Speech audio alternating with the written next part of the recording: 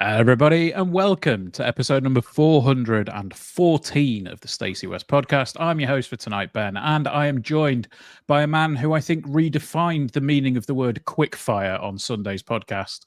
I'm joined by Chris. How you doing, mate? You are? Hey, my very first answer in the very first question was just 2 words on Sunday. Thank you very much. So maybe after that, I did expand a little.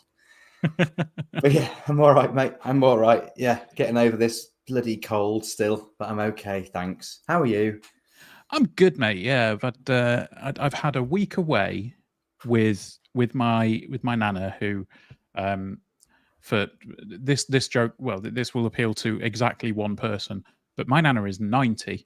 I didn't. Yeah, that there was an issue there where we had it down as her 89th birthday this year, and it was actually her 90th birthday. So it's a big one. That was a fun conversation to have. But yes, no, I'm good. I spent the week with her, and we went to. I've been to 3 gigs this week, Chris, which is I've not had many music gigs this year, and then all of a sudden I just had 3 in the space of a week, and they were nostalgic, they were emotional, they were all wonderful. I saw Feeder do Comfort in Sound in full twice.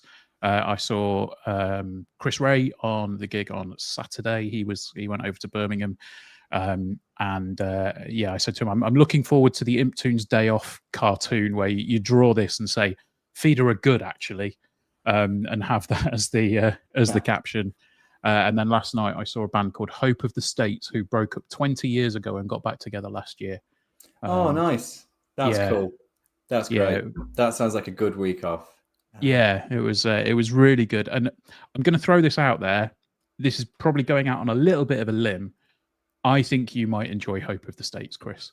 Okay. I will write that down.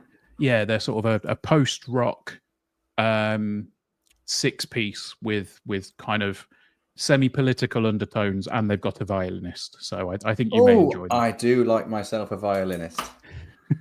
I do. I can't help it. It's the folk. It's the folk in me, maybe. Well, that sounds good. I'll check them out, definitely. That's cool. That's cool. Yeah, so, I would love to say I've got some interesting stories to share, but this is the 3rd podcast I've been on in a row, and all I've done in the last 2 in the little witty banter section is moan about being ill.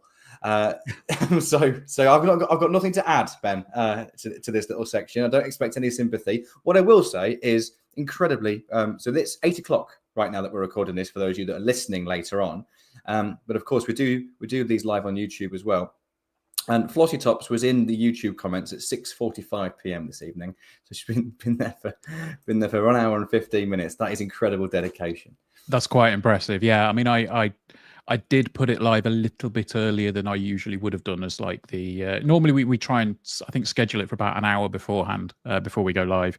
But I was quite proud of the thumbnail for this one, so I did it a little bit earlier. It was good. How long have you been sitting on this thumbnail, by the way?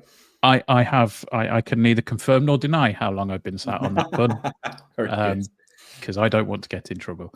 But yeah, no, it's very good.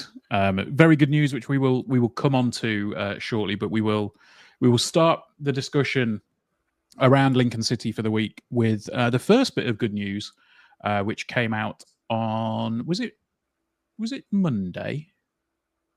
I think it was Monday, wasn't it? Monday or Tuesday? Yeah, it was earlier in the week. No, yesterday actually. Sorry, it was it only yesterday? My goodness me, time flies. I know. Yeah, no. So realistically, we should do. Well, actually, we should probably cover off a bit of news that I think you managed to skip over briefly on Sunday's podcast, despite it being in the podcast title. Oh yeah, Michael Skubala won Manager of the Month. He did. Good on him.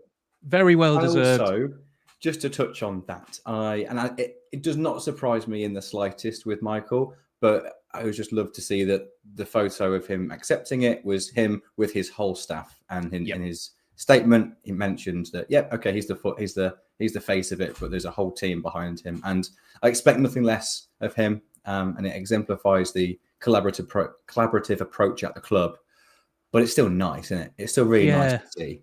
Yeah, absolutely. To be honest, that was my first thought. As soon as I saw the picture, I just thought that's really nice. Like it really is sort of a all for one, one for all kind of mentality that they've got, and I think going back, I think it was Mark Kennedy that kind of said, if Lincoln City succeed, the team succeeded. If Lincoln City don't succeed, I fail. And I think that was probably one of the bits of wisdom from Kennedy that maybe actually stuck with me a little bit. It's like, if you do well, then you spread the love. If you don't necessarily do so well, it is kind of on your shoulders. But yeah, Michael is obviously spreading the love amongst the team. Really, really nice to see and thoroughly deserved. And here's hoping that the Exeter game was the curse. Yes. Yeah, let's hope so. I can't believe we completely skipped over that on Sunday. That was very silly, wasn't it? Because I remember it was literally in the title of the podcast as we were talking about various things on the podcast. We just knew he'd won it and assumed we'd spoken about it, which was very silly considering that it only got announced on Friday morning. Yeah. Yeah, it was one of those, but it was really, really good to see, and it's just really good that he's got the recognition that we all know that he's fully deserving of, and hopefully, as well. In fairness to Gary, he did mention it in the break, I think, in the podcast on Sunday, and said that the last time, or one of the last times a manager won Manager of the Month was 75-76 with a certain Mr. Taylor, and we all know what happened that season. So. Who knows what will happen in the future? But so moving on to stuff that happened this week. The FA Cup draw was on Monday night. I know you guys spoke about it on Sunday. You said what would be your ideal cup draw. I don't think either of you would probably have said Salford away. No, we wouldn't. We wouldn't at all. I think we both struggled to pick a team, really. So we joked about Peterborough because it'd be a guaranteed win. So particularly enjoyed that because it's been very fun poking fun at Peterborough for the last few weeks. But Salford away, it's one of those draws that's a bit of a no-win situation for us, isn't it? Because they're a League Two team. You would expect us to go there and win. That's what the outside looking in, what everyone will be expecting to happen.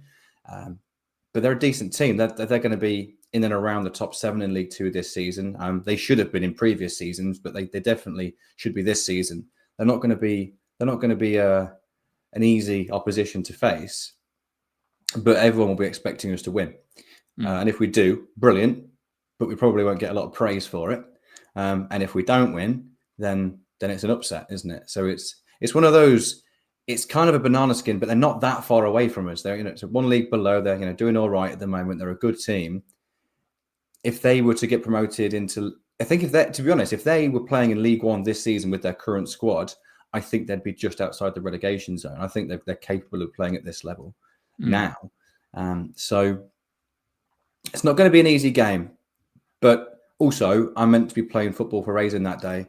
And our agreement is if Lincoln are away, then I will play. And if they're at home, then I'm unavailable.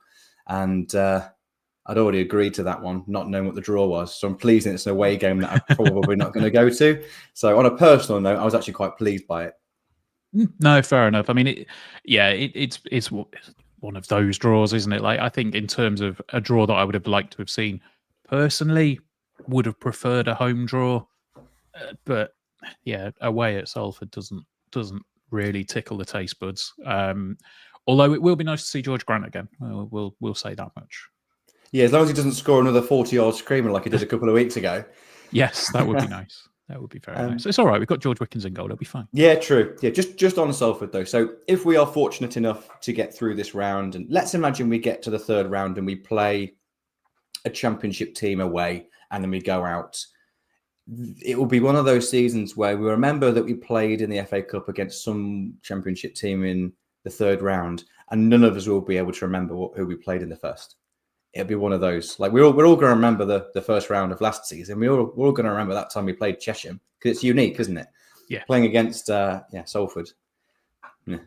No, that's not disrespectful to the club, but it just doesn't get you particularly excited. One thing on Salford actually I saw recently is that they are reverting back to their original colours of orange as of next season, voted for by the fans. Some people say too little, too late, but I think sometimes it's worth recognising when people recognise their mistakes. And the ownership group changed the kit to red when they moved in, and obviously got the club promoted quite a bit. And I recognise that might have been a bit of a bad move, a bit of a selfish move, and the fans have voted to go back to their distinct orange, which I think is a good thing because it makes the club a little bit less Manchester United rejects, Manchester United kind of Mark II, and it does make them a bit more unique. So yeah, credit where it's due in that regard. Quite like that they've done that because they're not a football club. They're a football club that often are seen in the same bracket as a Fleetwood, as a Forest Green, like a fake football club elevated above their station. But that I think will take a step towards legitimising them a little bit. Yeah, no, definitely. It was. I did have it on the brief talking points about it because I think it was a couple of days that got voted through. So yeah, it's always nice, isn't it, when the fans are listened to, even if some people may see it as like a token gesture, but to change your club's colours based on a vote from the fans, I think is a decent step for them. And like you say, it just moves away from being, oh yeah, it's the class of '92's team, isn't it? So yeah, it's good stuff. So that's that. Also, probably worth giving a bit of a shout out to Gainsborough Trinity as well, because they had a fantastic result. Not least because of the social media fun that was had. Was it before the game that tweet went out? Yes. Yeah. So it was the Hartlepool United, I think it was their Twitter page or whatever social page it was, said that Hartlepool United will be playing against Accrington Stanley in the first round proper of the FA Cup, and then a little asterisk at the bottom, subject to victory versus Gainsborough Trinity, almost seeing it as a foregone conclusion. So I mean, that's just asking for exactly what happened, isn't it? Yeah, 100%. And I listened to, I did see a little bit on, I listened to a bit on Radio Lincolnshire where they said, "Oh, we definitely use that in the." In the team talk. It's of course you did. You just pin that to the wall, point at it, and go, "There you go. That's what they think. Off you go." That's the team talk done. Yeah, delighted for them, and hopefully, I think we're talking about whether the game against Salford will be on TV. I would happily not have our game on TV if it meant that Gainsborough got theirs on TV, because I think it's another good story for them. Obviously, they got to the first round proper last season as well. And I think what they've said is that this could set them up for a good few years. And it's just nice. I like stories like that. So I'm just delighted for them. And here's hoping maybe a bit of an upset and we'll meet them in the second round.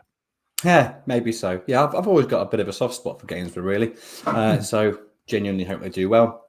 And yes, it's a big day for them, but I just particularly enjoyed how they got there. At Hartlepool's expense, which seems to be a bit of a club in turmoil at the moment as well. Yeah, definitely so. But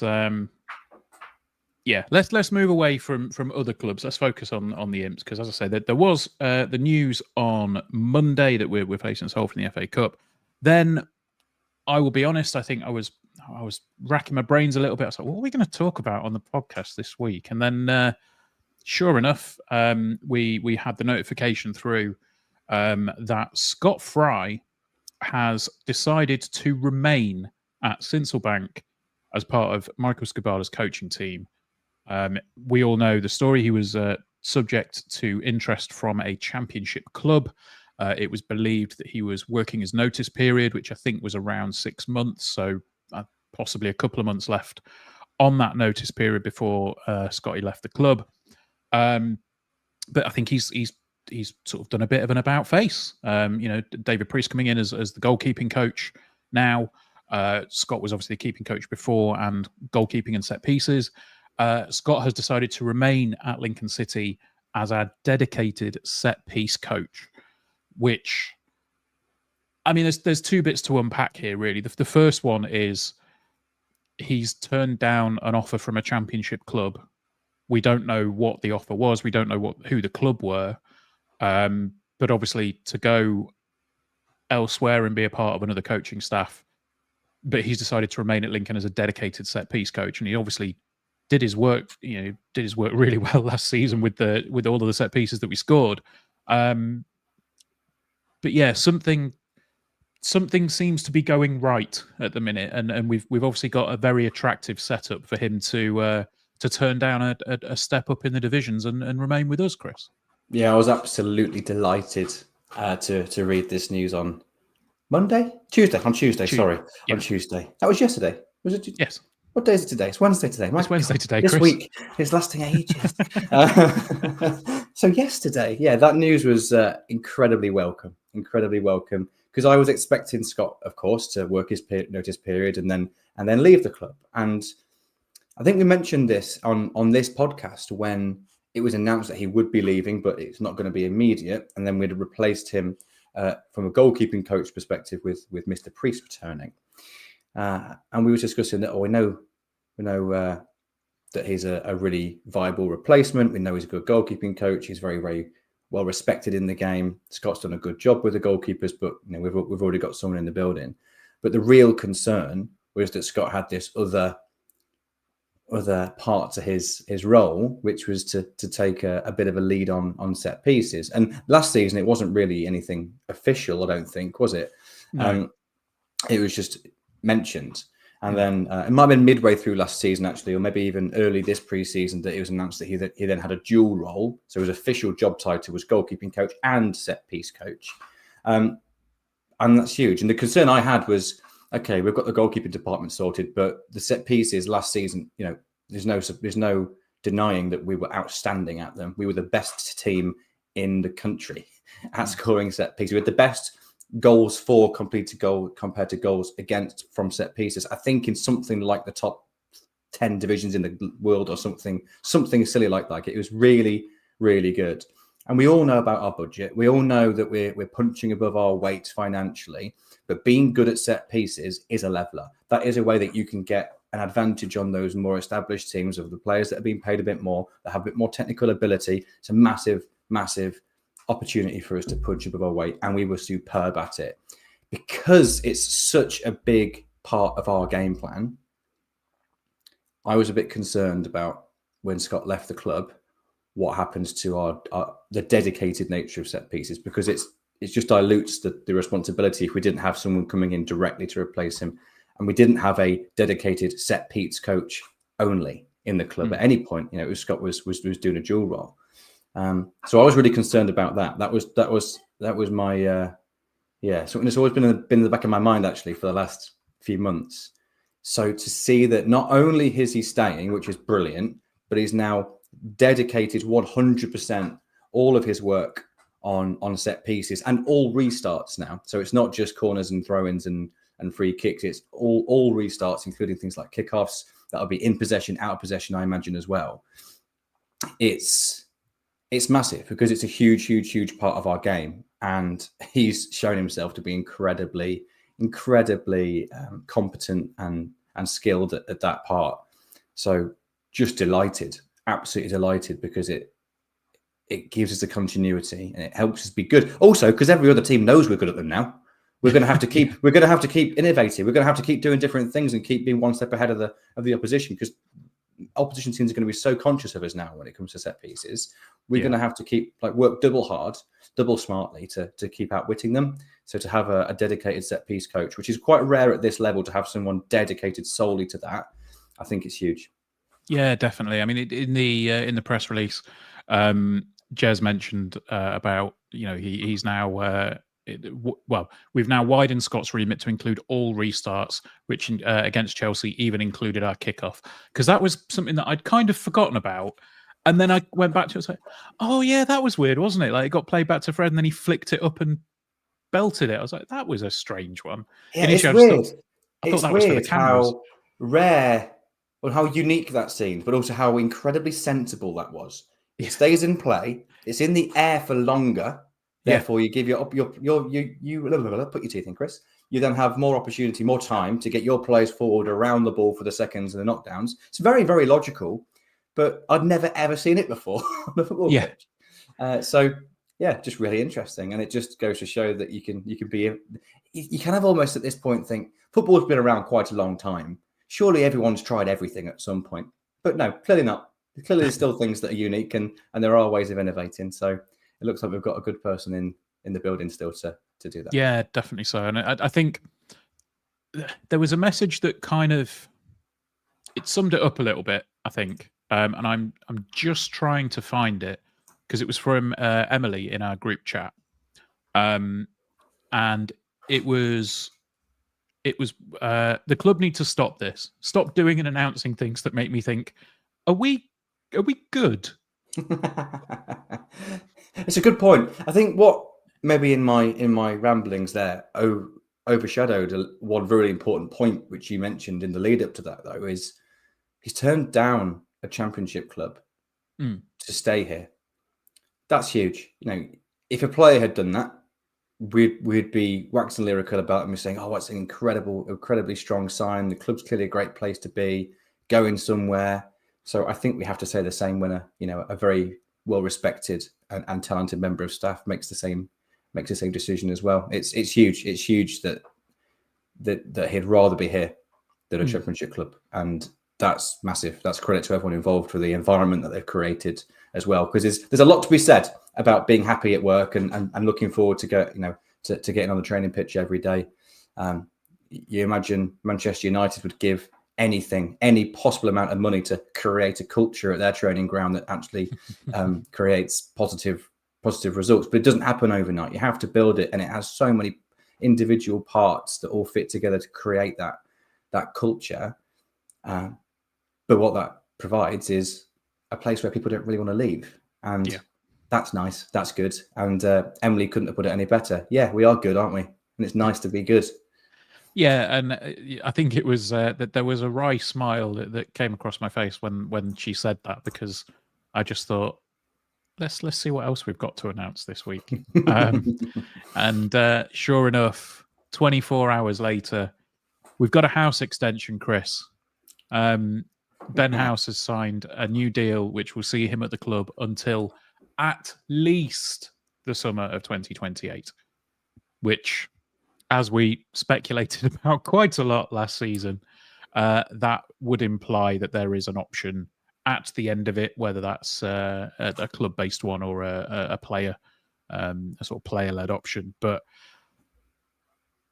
this is the kind of news where, obviously, we signed Ben House. Was it 2022? And he was the kind of player that you looked at, you think, okay, project player, bringing him up from the non-league, and we'll build him up and we'll sell him to the championship and we'll make a bit of money on him. But Gary raised the point on Sunday that his value at the moment is very much on the pitch. I think that window for selling him has passed. But he is a player that, I think if he were to go into the championship and join another club, he may not have quite the same impact as if he were to stay with us and we progressed into the championship. That feels to me like it just feels like a sensible move all round. And I think the dedication that everyone's showing at the moment, and to be honest, a lot of the noises and the vibes that are coming out of the camp seem to imply that we might be giving it a real go this season. And that there's a belief, it doesn't seem like a hope. It feels like a genuine belief that there is a chance that we may get there this year. But I think it feels similar to, I think we said similar stuff about Paudie O'Connor, in that if he were a player that went into the championship, he may go into a lower end championship side and find his way to the bench and maybe make the odd appearance here and there. But if you become a mainstay in a club that goes up, you've got that rapport, you've got that history, and you've got that ability to just slot in and start playing straight away. I think that feels to me, again, I might just be reading between all the lines, but that feels to me why Ben has signed this deal, and that's what he's going to potentially get out of it. That's a really interesting point. And firstly, I think this is brilliant news as well. Oh, yeah. I think Ben is a very unique player. At this level, has a skill set which lots of football clubs would be very, very lucky to have and just don't possess. He is every inch a championship player out of possession. Like when we haven't got the ball, his tactical understanding, his aggressiveness and his intensity is second to none. It really is. Obviously in possession is last season where there were some question marks. Actually, has Has he dropped off? Where is his level? Have we just got better and left him behind a little bit? Now, you asked me earlier to get some Ben House stats, so I'm going to touch on that in a little bit. But it's an interesting point you made about Paudie O'Connor, because I hadn't really thought about that until you just mentioned it then, because we all said we would not begrudge Paudie leaving the football club, particularly to go to a club in the Championship, or what was most likely to a club that would be more likely to be a genuine promotion contender in League One this season than we were. Because we all expected us to be another, a comfortable mid-table, and then, hey, if the stars align, we might have half a chance of playoffs. That's what we said pre-season, but no one in this fan base, I think, really honestly believed that we'd have a genuine chance of getting promoted. We also all thought when he went to Reading, new owners in, they've got a bit of money behind them. I think he was their first signing of the summer or second. Yes. We all kind of thought, yeah, fair enough. Like, he's going to get a good payday. They're more likely to go up than we are. And now look at us. As it stands right now, you look at the odds, we are more statistically, by every bookie that's out there, we are more likely to finish in the top 6 than Reading are. And that's nice. That's great to see. But also, I think not only is it credit to everyone that's kind of part of the club at the moment, and to have that, but that continuity is really important that you've mentioned. And we obviously, Tom Bayliss signed his deal recently, another kind of experienced player, same age I think as Ben, has committed his prime years just as Ben has now to the club. 2028 is what 2.5 years on minimum, so he'll be then 28, 29. He's his best years are now guaranteed to be with us. It's brilliant, absolutely brilliant. And it just makes me feel that if he had a good season this season at the age of 26, like a Paudie O'Connor did last season, he'd had an outstanding season, really. If Tom Bayliss had a good season this season, his set piece delivery is undoubted, his work rate's good, he's neat and tidy on the ball. If those two players had good seasons and were out of contract at the end of this season, I don't think any of us would begrudge them then doing a Paudie O'Connor type move. It's the normal kind of, it's the ecosystem that we work in. It's the hierarchy of League One. What this feels like is we just bumped up a level. We're tying these players down early in the season so they don't get to that point where they get offers at the end of the season from clubs that can offer them more money. We've got a culture in the club that clearly means people want to be here, which is a huge part of it. And also we're pretty good at football as well. And we've got half a chance this season now because of a brilliant start. It just feels like there's a lot of things all singing off the same hymn sheet at the moment. And this is just another part to that. I was delighted with the news yesterday and today with these two announcements. Absolutely delighted. Yeah, no, I think it's not the first time we've said, well, I think it's not the first time you've said that, but it's not the first time we've said similar things on the podcast where it feels like we're just taking another step up the ladder, just grabbing the next rung up and just slowly getting there. It seems to have taken a long time where we've been like, oh yeah, well, when we get this, we'll get there. When this happens, we'll do that. And then now, all of a sudden, in the space of what, less than 6 months, we've had a player go for $1 million, and we've beaten Peterborough away for the first time in a million years. Yeah, and we've got players that are signing extensions, and let's be fair, not just another year. Like, this is a decent contract extension for Ben House.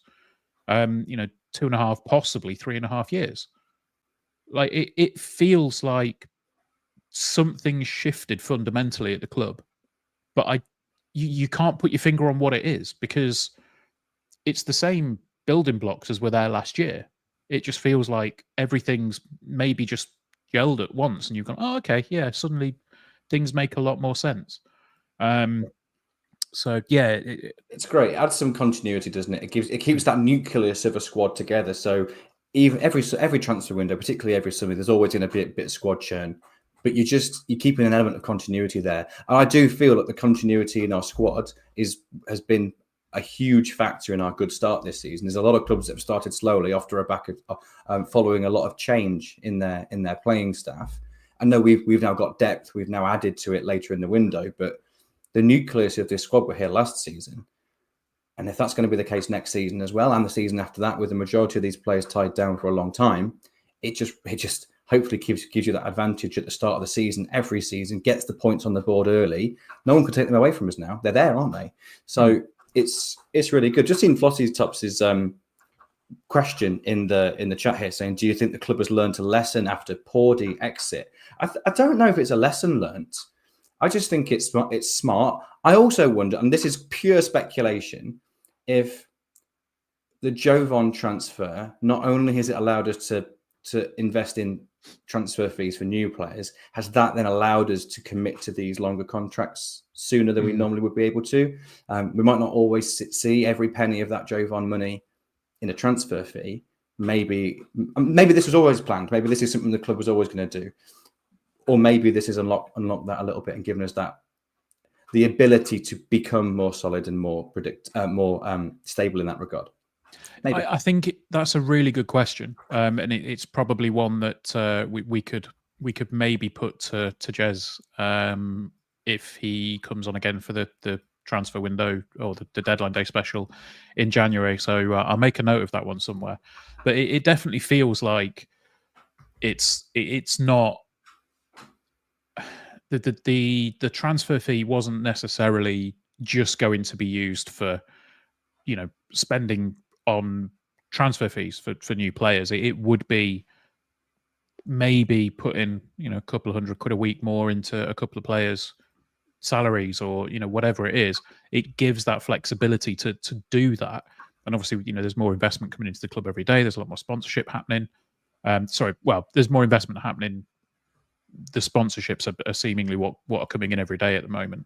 It looks like on that perspective, there always seems to be an announcement every other day of a sponsor joining, which is good news. I don't think there's any significant news in like big money in terms of coming into club and investment. But hey, every little helps, doesn't it? Every little bit of interest as well is only positive. Yeah. So that's the two big bits of news really that I think made us all quite happy. Now you asked me to get some numbers for Ben House though, and I wouldn't want to not. Can we come back to them after a little break? Oh, sorry, I thought you'd forgotten. No, I hadn't. I just okay. I saw the timer. We've ticked on to 32 minutes. So I thought, right, well, we'll have a break. We'll come back. We'll wax lyrical about Ben House a little bit more. Thanks. Get some numbers up because I did ask you, and I would feel very bad if we didn't do it. So, right, we will take a very quick break, and we'll see you the other side of an advert. And hello to the folks that are watching live. It's always a pleasure. Let's see who we've got in. So Flossie is in. This is a very early good evening to everyone. That was at 6:45. Dave Tuplin says, evening, everybody. London Imp is in, said, good evening, early starter club. Also says, great news, house renews, and the football is finally back. Yes. Gerard's in, says, evening all. John Booth is in, says good evening. Malcolm's in, says hi to all. Andy Pandy is in, says hello everyone. Stu is in, says evening guys. Who else have we got in? Walter's in, says evening. David Larder's in, says late to the pod again. Ole. Carl is in, says evening chaps. Feeding you on Saturday was a good substitute for no Imps games, wasn't it, Ben? I'm gonna be controversial here, Chris. I think I enjoyed the gig more than I would have enjoyed a football match. You're allowed to. I'm allowed. You're allowed to now and then. Yeah. So, particularly if there's not a football match to compare it to, I think we can leave that in the. That's fair. If I'd have missed the Bradford game and not seen any of it specifically go to that gig, I think that would have been a very heart-wrenching decision. But it was. It was just so special. It was so special. The stars aligned for you. Yes, absolutely. And we have a mention from. I'm gonna give you a quick guess here, Chris. Chris Keneally has dropped a message in the chat. Do you want to guess what he's talking about? I've read it already. He says, evening, gents. Fantastic news with House's extension. McGrandle's next. Hopefully, other news this week. It's the FA Youth Cup first round proper draw on Friday. Fingers crossed for a home draw at Sinsel Bank. That'd be great. Imps. Really enjoyed the Wrexham game last season at Sinsel Bank. That was great fun. I'd hope for another similar event if that can be arranged, if we get a home draw. Absolutely. And just so he won't threaten to leave this podcast and refuse to lay my new floor in the kitchen when we get it done. I will have to give a very, very big shout out to Josh, Chris's lad, who had a first touch on Saturday that probably puts most first touches in League One to shame. It was just an unbelievable touch, managed to get into the box and then won a penalty from it. So there you go, Chris. That is the contractually obliged mention. Now do my floor. Anyway. It's not contractually obliged, though, is it? Because it was just genuinely great. He's on great form at the moment, though, Josh. He's got a few goals recently. Yeah. Never don't like to big the youngsters up too much. There's a lot of growing left to do in all of them, but he's catching the eye. There's no denying that. Definitely. Yeah, no, it just really, really good stuff. Matt says it's been so long since we played a game. It has, and it's going to be 4 weeks at least between home games, which we will talk about in a second. Jacob's in says, good evening, guys. How you doing? We're all good, mate. Paul says he's going to have to watch back later. First day the heating's been on. I dozed off in a toasty lounge. Oh, I'm so jealous. I got told off for putting the heating on yesterday. Andy's in says, evening all late to the party. Granddaughter's 16th birthday meal. Hope it was a good one. And Carl is in says, good evening all. It's as if the model is working as advertised now. Patience was always the key. Good times are coming to Central Bank. Up the imps.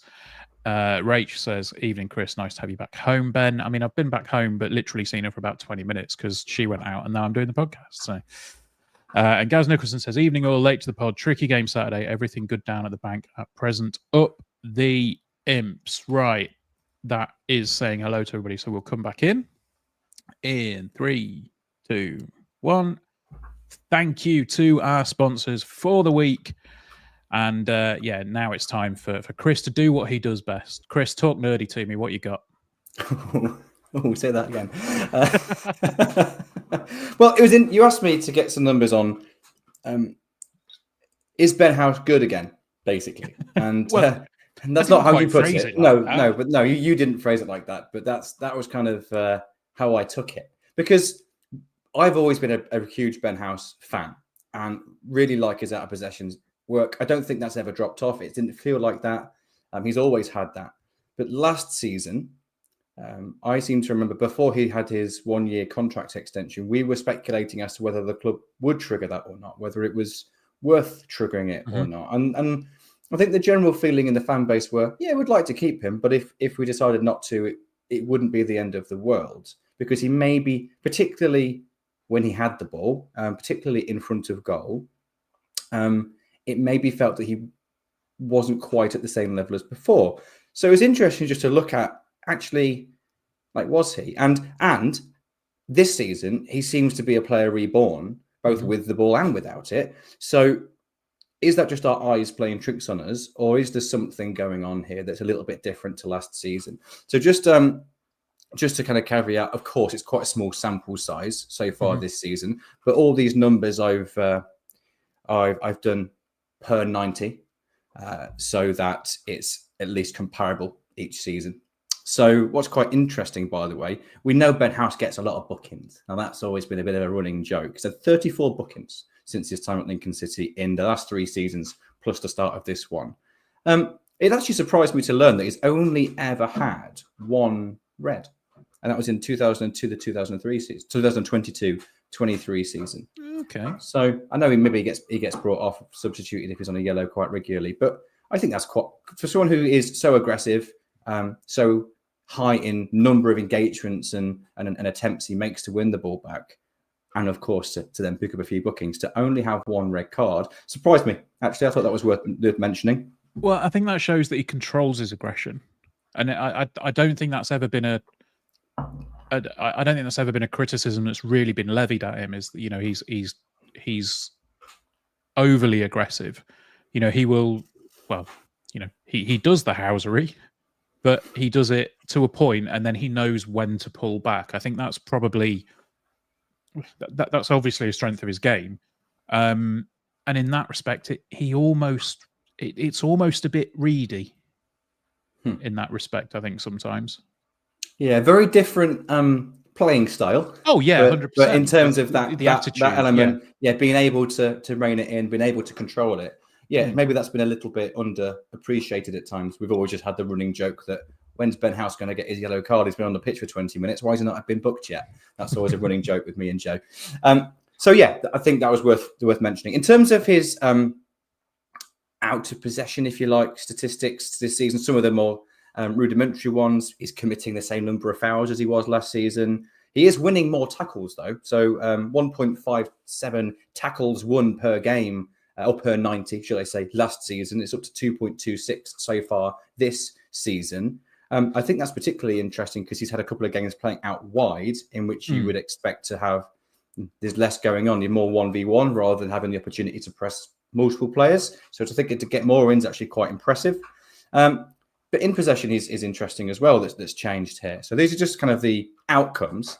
And then we're going to have a look at the numbers underneath these outcomes in a moment. So last season, shots per 90, 1.37. This season, 1.29. So he's taking pretty much the same number of shots as he was. However, his shots on target is gone up from 40% to 62.5%. So he's doing more when he does have the ball.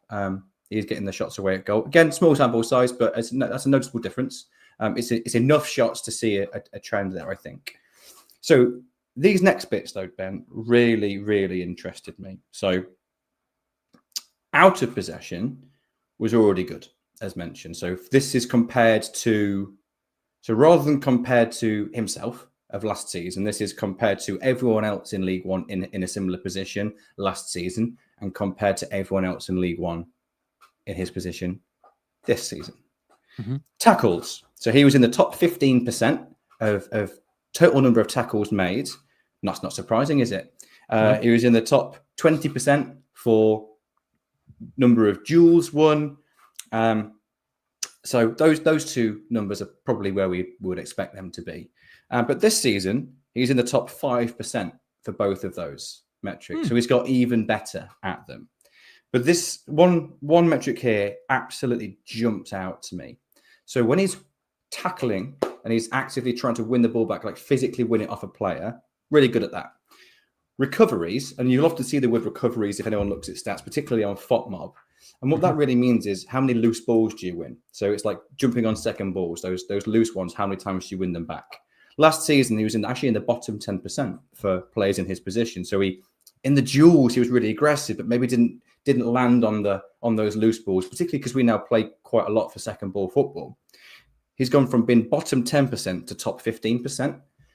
Wow. Well, that's just a huge change. So someone said we're playing to his strengths, and someone I saw in the chat, didn't see who it was earlier, saying that Ben seems to be playing smarter this season. That's for me is a definition of smarter. Out of possession. So he's nicking things, he's dropping on things, anticipating them better. Brilliant. And that's also improved his possession won in the final third. So he's in the top 20% in winning the ball back in the final third. Was only in the top sort of 50% last season. So pretty mid-table for that last season. Part of that is obviously style in the squad and position he's playing, but really interesting that we already knew he was good at possession, but he's really thriving in that this season. But I think it's in possession that maybe his in possession ability was what we maybe questioned last season a little bit. Yeah, definitely. But that's changed as well. So in terms of number of touches that he has per 90 compared to other players in his position, really low. Really, and that's partly probably because of our style. We're not a possession-heavy team, so all players in our team are going to be low for this. But to be bottom 5% last season for touches and bottom 5% this season for overall touches per 90 for players in his position.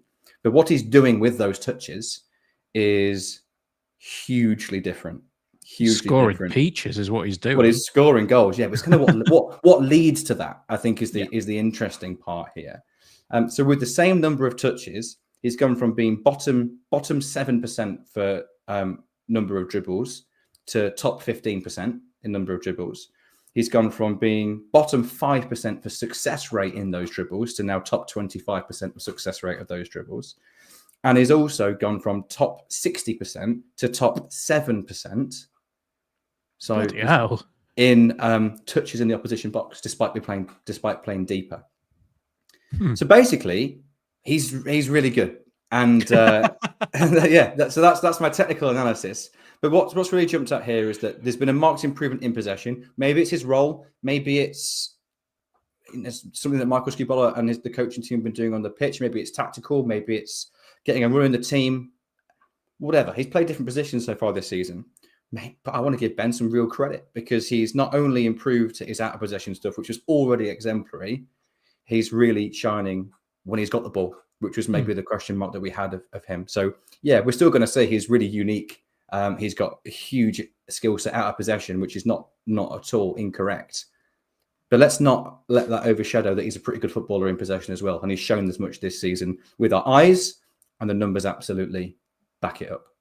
Yeah, definitely. I know we're well, I think Gaz mentioned on Sunday, obviously the eye test and then the numbers, sometimes they don't match up, but it seems like that is definitely not the case here. So all in all, I think this is just great news for pretty much everybody at the football club. Like, you know, we've got a player as versatile as Ben House committing his future to the Imps. It's just good. You know, I think I do like it when you have a big old technical deep dive on a player with all the stats and the numbers. You go, so in short, he's good. Like, is really good. I'm delighted for this. It just feels like there's the consistency and that stability again that seems to be shining through. So, yeah, very good news all round, which leads us into, well, I don't know how to segue into very good news all round into, but we're playing Stevenage at 12:30 on Saturday. At least we've got a game. Yeah, that's very true. But yes, but we're playing Stevenage at 12:30 on Saturday. We know it's the early kickoff. We know that the early kickoffs haven't traditionally been all that kind to us. Stevenage games usually end up pretty dreary affairs and sort of low scoring affairs. Do you think anything is going to change this weekend, Chris? Primarily because Stevenage currently, much like a Porsche in a tree, you look at it, you go, how the hell did you get there? Stevenage are currently sat top of the table, Chris. Yeah, and they're good for it as well. They deserve to be there. They're legitimately good. They're really strong. Now, that will be caveated by statistically the easiest start of the season in terms of the average points per game of the opposition that they play against, and that is calculated by what the opposition points per game was when they played them, not where it is now. Right. So that does mean that actually over 46 games, there might be different numbers there. So people say, well, when we get to the end of the season, it's all the same. It might not be, depending on form. Anyway, but at this part of the season, the fixture list does have a role to play, and they would probably be fortunate in that regard. But there's a lot of similarities on the pitch for Stevenage and us. Their strengths mirror ours to quite a large degree. We're not two identical football teams, but there's a lot of similarities. I think the strengths of both teams are pretty similar. They're superb at set pieces. They are a little bit hot at the moment in regard to like conversion of their chances. So XG is just over 10. They've scored 17. So you'd expect that to slow down a little bit at some point. Conceded 8, should have conceded 10 according to the XG, but that's near enough to be on the mark. But that does mean, in terms of the numbers, they're kind of 9 goals better off than the numbers suggest they should be. Now, when you see that, that's a bit eye-catching. But what that means in reality is they probably shouldn't have got quite as many points as they have.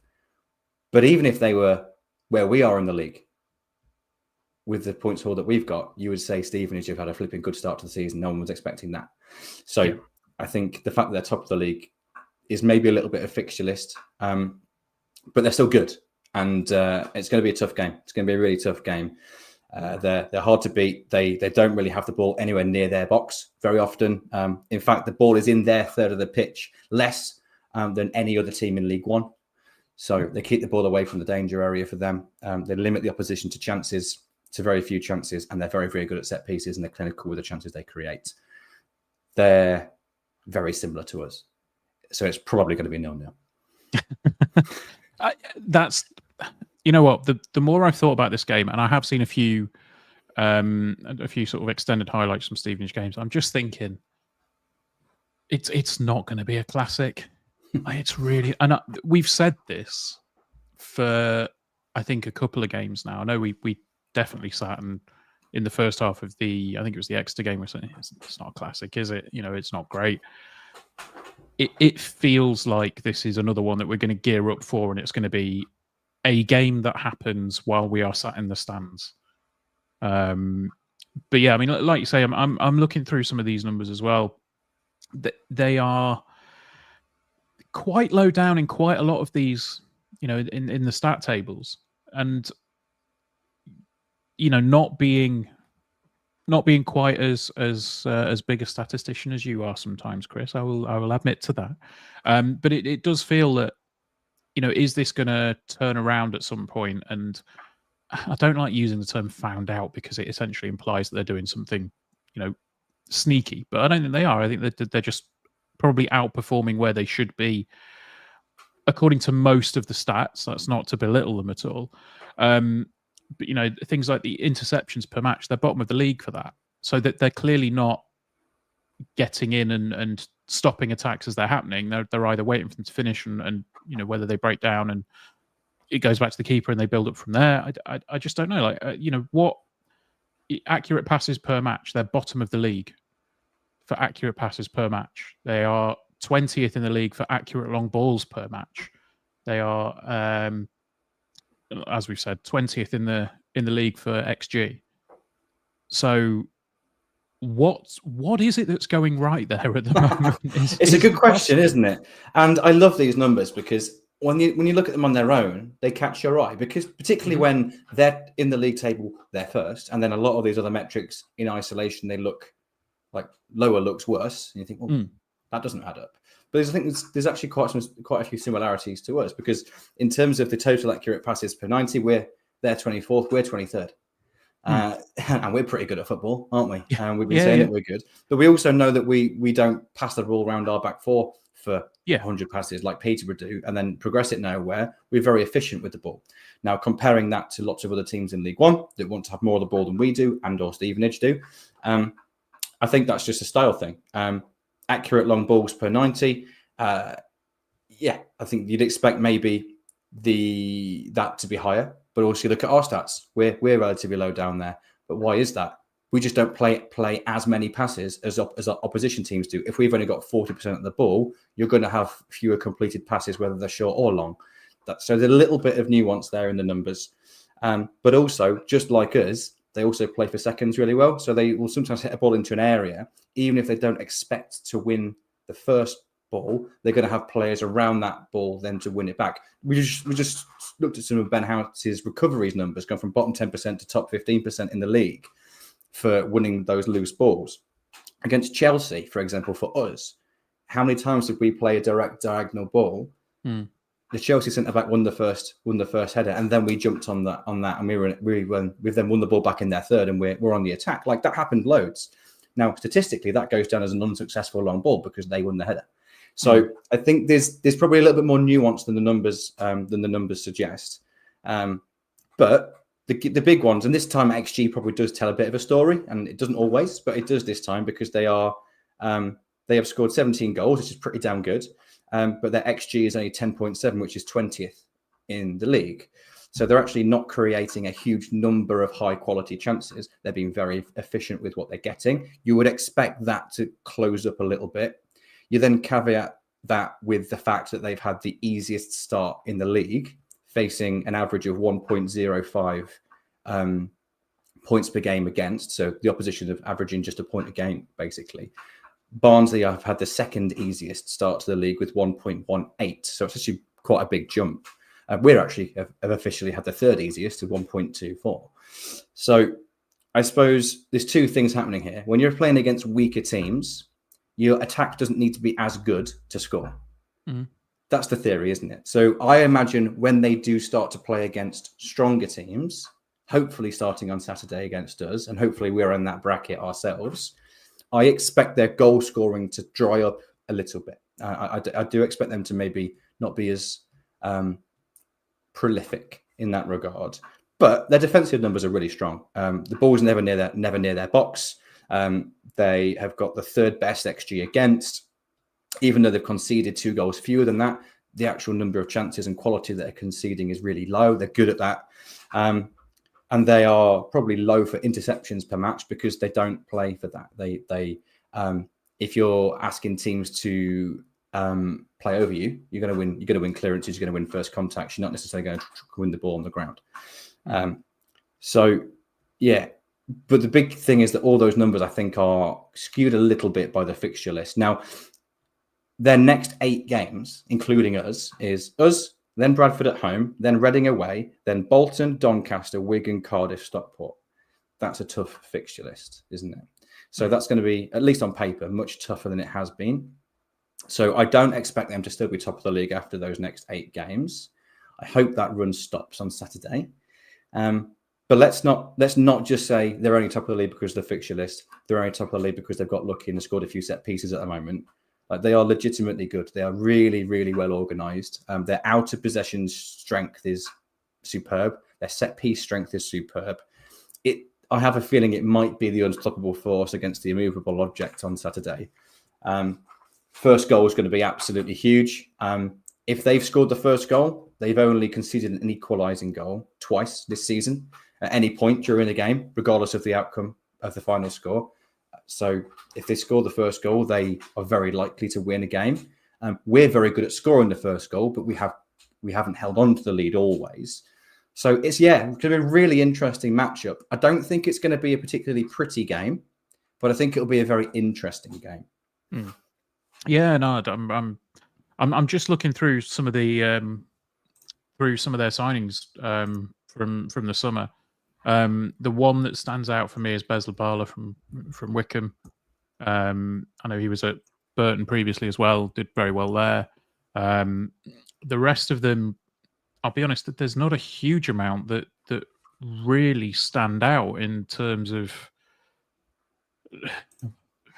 known names, I guess. You know, it just seems to be okay. It's another standard set of signings that you'd expect a team like Stevenage to maybe make, and I think this feels a little bit like what we've said about us for a while, in that, you know, we want to be more than the sum of our parts. And I think Stevenage are definitely getting there now, and the fact that it's sitting top of the league at the moment certainly seems to prove that.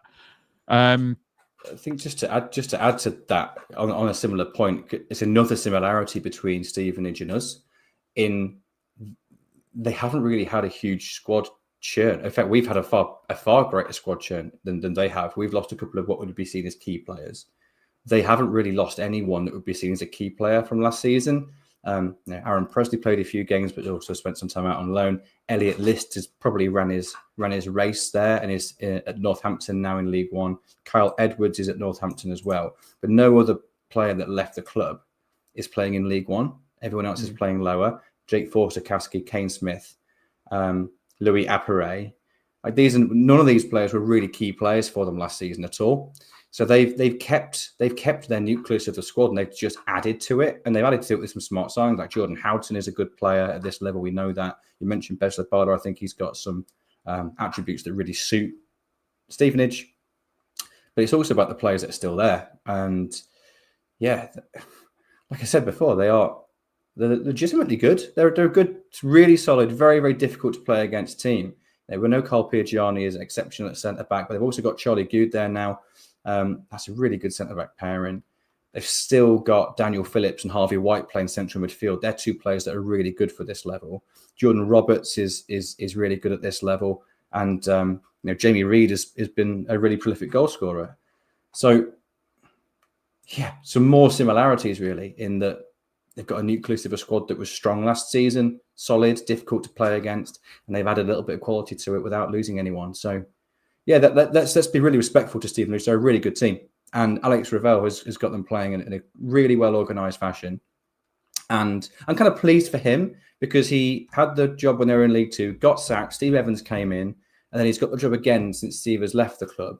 And that stench is hopefully starting to subside a little bit. And it's just got a very Alex Revel-shaped kind of mould to the club, to the team now. He kind of, bit like what Marcus Skubala did when he came in following Mark Kennedy, in that he kept the things that were good, but added to it. And that's kind of what Alex Ravel's done this time round. And I just think huge credit is deserved to them, really is. But that will not extend to Saturday specifically. And then, of course, after that, credit where it's due. Hopefully they do well, but hopefully it'll be a narrow win for us on Saturday, but it's probably going to be 0-0. I was going to say, is the narrow win the prediction, or is the narrow win the hope, with the prediction being 0-0? The latter. The latter. Okay, I think I'm probably in the same boat. I just think it promises to be. I think all the stars are aligning for it to be that kind of stodgy 0-0 draw. And you just think, this is going to be a fun one. Not necessarily the immediate tonic that we would hope to have coming back from the international break after going into it losing to Exeter, but who knows? Stranger things have happened, Chris. Yeah, I think we've had games in the past where it's just been boring and there's not been a lot happen. It's been slow, it's been turgid. I seem to remember a couple of lunchtime ones back in League Two that spring to mind there as well. Well, wasn't the Wigan game at home last season at 12:30? Yeah, was that 0-0? That was really that was nothing happened for 90 minutes, did it? I don't expect it to be like that because I imagine the ball to be in the box quite a bit. I just think it's going to be two very well organised teams playing against each other. And I think who scores the first goal wins the game if a first goal is scored. So it's going to be. I think it's going to be an intriguing game. Like I said, not necessarily if you're massively into intricate passing football. I don't think either team's strengths lie in that part of the game. But let's not underestimate the strengths that both sides do have. And you need to have lots of strengths to be a good football team, and I think both sides have got plenty. So it might not be pretty, but that doesn't mean it's going to be bad. It doesn't mean it's going to be poor quality. I think it's going to be two very well organised teams fighting against each other. No, I can't argue with that at all. So, don't forget, as we've said, it is an early kickoff on Saturday, 12:30 kickoff. Make sure you get there nice and early. I always try and justify having a Curry Jacks at 11 o'clock in the morning. I never really justify it, but I still have one anyway, because you've got to, haven't you? That's that. I don't think really there's anything else that we need to throw up and discuss, unless you have anything more, Chris. I've just seen one comment in the chat from Phil Bennett, which was worth mentioning. Tenuous Lincoln City link, but I think it's definitely worth mentioning, isn't it? Yeah, absolutely. It says, evening lads, hope you're doing okay without your imps fix. Lincoln linked news. Young Miss Cowley scored on her England under-17 debut against Montenegro. Up the imps. That's very nice, isn't it? Yeah. So that's Danny's daughter, Bella. Isn't it? Bella. Yeah. Yeah. No, it's always good to see. I know she'd been. I think, did she sign for Arsenal recently? And then she's also been called up. Rachel will probably immediately jump on that if that's wrong, but I think she signed for Arsenal recently, and then she's in the England under-17 squad. Really good stuff. It's just nice, and I think I was trying to think why Colchester were on my mind, and then I realised I saw some of the fallout from the Grimsby game, the Colchester Grimsby game last week, where Colchester did everything that a Danny Cowley side does in order to try and get every advantage possible, which included winding up half of Cleethorpes. Again. Yes. Somebody told me that even Danny's dad got involved with some of the banter on Twitter, which amused me a little bit, but there we go. But no, we're not going to talk any more about Danny Cowley. We're not going to talk any more about Grimsby. We are looking forward to an early kickoff at the Bank on Saturday against Stevenage. We've spoken about Scott Fry's contract extension. We've spoken about the fact that he's turned down a championship club to remain with the Imps. We've also talked about Ben House's contract extension, keeping him here till at least the summer of 2028. That was phenomenal news to go through this week with. And of course, anything else that comes up, it'll be on the Stacey West. But till next time, up the Imps. Up the Imps.